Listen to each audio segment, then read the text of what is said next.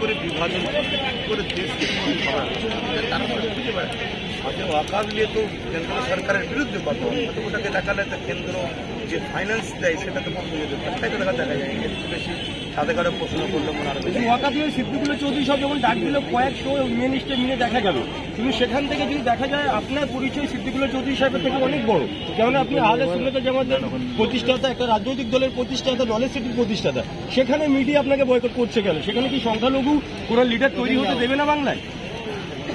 বড়কে ছোটতে আমি আবার যাচ্ছি কারো নাম কারো বিষয়ে বড়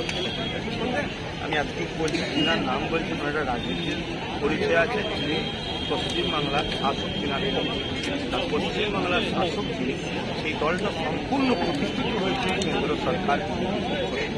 সেই জায়গায়